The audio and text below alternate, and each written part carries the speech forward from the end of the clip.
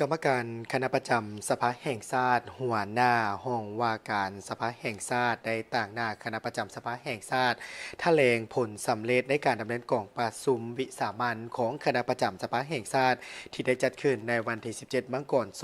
2026 โดยการเป็นประธานของทานไซสมพร พงษ์วิหารประธานสภาแห่งชาติ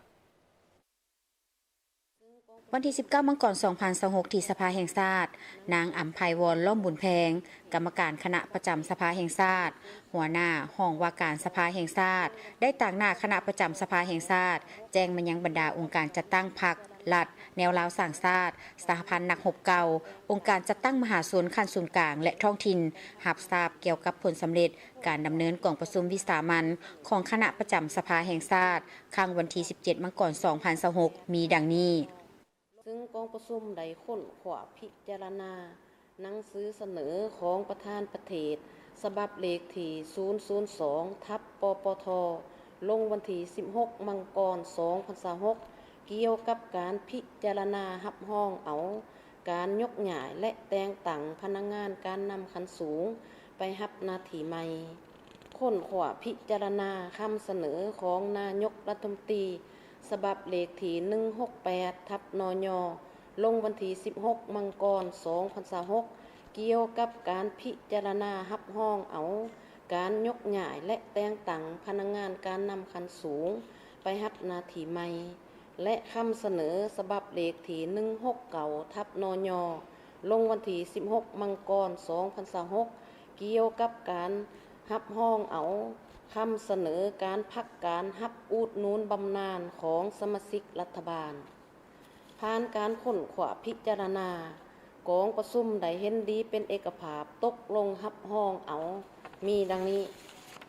กองประชุมรับรองเอาการเสนอของประธานประเทศเกี่ยวกับการยกย้ายและแต่งตั้งพนักงานการนำขั้นสูงไปรับหน้าที่ใหม่มีคือรับรองเอาการยกย้ายทานไซสนะโคตรภูธรกรรมการศูนย์กลางพรรคหัวหน้าองค์การอัยการประชาชนสูงสุดไปรับหน้าที่ใหม่อยู่แขวงขมวนรับรองเอาการแต่งตั้งพลจัตวานางลีวงลาวลีกรรมการศูนย์กลางพรรคเป็นหัวหน้าองค์การอัยการประชาชนสูงสุดรับรองเอาการเสนอของนายกรัฐมนตรีเกี่ยวกับการยกย้ายและแต่งตั้งพนักงานการนำขั้นสูงไปรับหน้าที่ใหม่มีดังนี้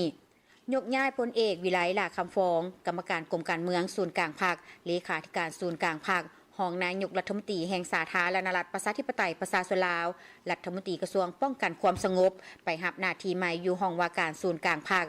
ยกย้ายทานคำพันธ์พรหมทัศน์กรรมการกรมการเมืองศูนย์กลางพรรคประธานองค์การกวดกาแห่งรัฐและหัวหน้าองค์การต้านการส่อราชบังหลวงขั้นศูนย์กลางไปรับหน้าที่ใหม่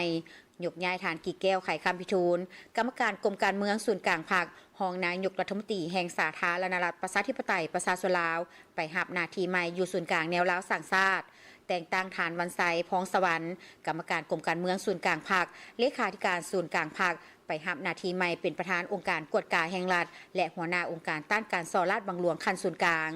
แต่งตั้งพลโทวันทองกองมณีเลขาธิการศูนย์กลางพรรคไปรับหน้าที่ใหม่เป็นรัฐมนตรีกระทรวงป้องกันความสงบรับรองเอาการเสนอของทานนายกรัฐมนตรีแห่งสาธารณรัฐประชาธิปไตยประชาชนลาวเกี่ยวกับการพักการรับอุดหนุนบำนาญของทานคำเจนวงโพสีกรรมการศูนย์กลางพรรครัฐมนตรีประจำสำนักงานนายกรัฐมนตรีฉะนั้นจึงแจ้งมายังบรรดาองค์การจัดตั้งพรรครัฐแนวลาวสร้างชาติสหพันธ์นักรบเก่าองค์การจัดตั้งมหาชนขั้นศูนย์กลางและท้องถิ่นจงรับรู้ตามเนื้อในจิตใจข้างถึงนี้ด้วย